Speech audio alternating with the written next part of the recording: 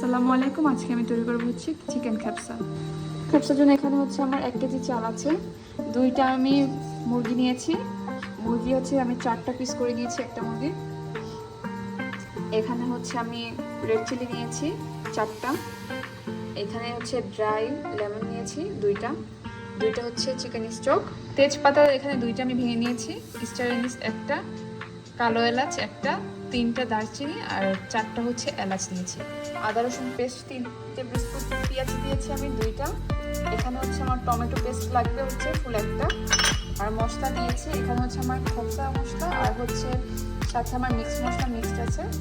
এখানে হচ্ছে আমার মরিচ গুঁড়ো আর এখানে ধনে গুঁড়ো আছে।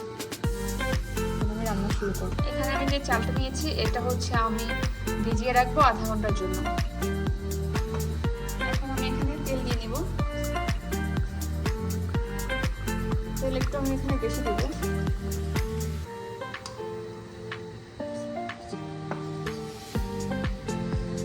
তেল গরম হয়ে গেলে আমি দারচিনি এলাচ তেজপাতা দিব। এখন আমি এখানে আমার পেঁয়াজ কুচি দিয়ে দেবো।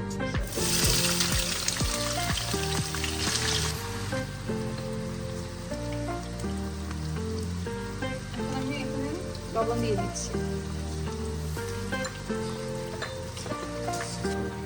এখন আমি আমার আদা রসুন পেস্টটা দিয়ে দেবো।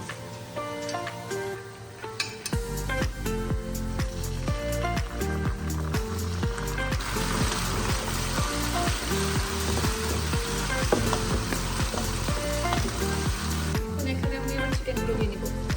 চিকেনগুলো আমি স্কিন সহকারে নিয়েছি।